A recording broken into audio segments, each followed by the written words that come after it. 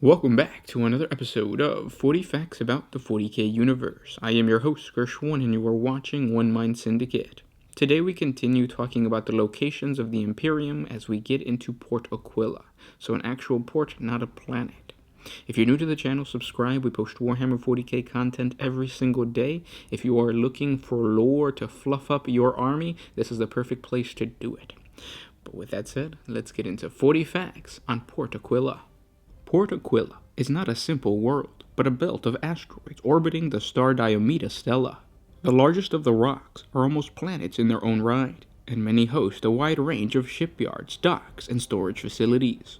Many smaller asteroids are also inhabited, forming the private fiefdoms of numerous captains, shipwrights, and others.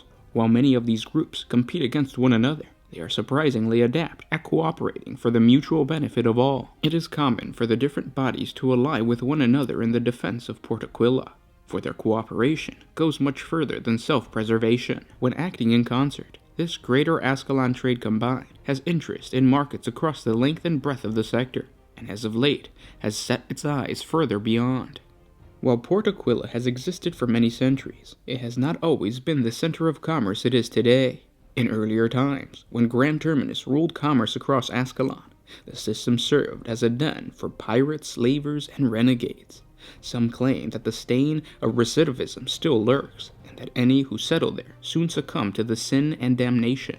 Even the many outwardly respectable trade organizations that have sprung up in recent decades are especially brutal in their dealings with those outside of the Combine, employing mercenaries and assassins at whim. Newly minted merchant princelings along the belt adorn their strongholds with crude grandeur in an effort to emulate how they imagine the palaces of the greater houses of Terminus might have appeared in ages past. They amass signifiers of their imagined status, quaff rare Amasek vintages, and hunt Xeno species to extinction, all to prove their newfound pedigree. Many of Ascalon's noble houses, especially those claiming descent from the original settlers, regard the commerce lords of Port Aquila with undistinguished disgust. They refuse to deal with them openly, though with the decline of the great house of Terminus, they increasingly have little choice but to do so.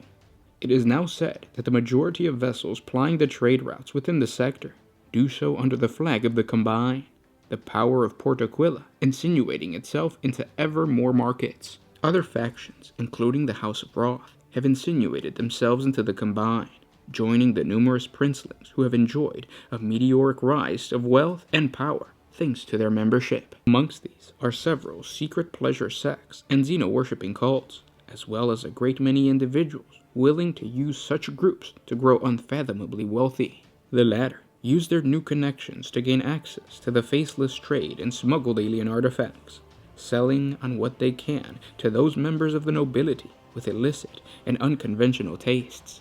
And those were 40 facts on Port Aquila. I hope you guys enjoyed this video. If you did, don't forget to share it with your friends.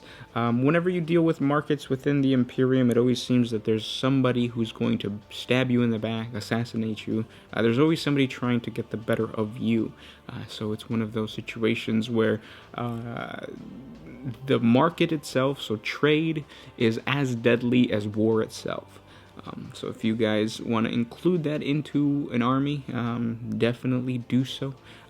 If for some reason you want to have two imperial factions work with one another, the best place to do that, or the best way to do that, is to say that, you know, they are mercenaries or they are working together because of some type of organization that's driven by money, and they want to ensure that the Space Marines protect their assets, and then at the same time that the Imperial Guard are there. So it brings a whole nother level to the lore of 40K. It's not just your this is the military. The military is all there is in the 40K universe. This is more like privatized, and you could say that so, you know, there might be an organization that's wealthy enough to ask for the help of a Space Marine chapter or something like that. But I hope that gave you guys ideas. I will talk to you tomorrow. This was Gershwin, One Mind Syndicate, signing out. Oh,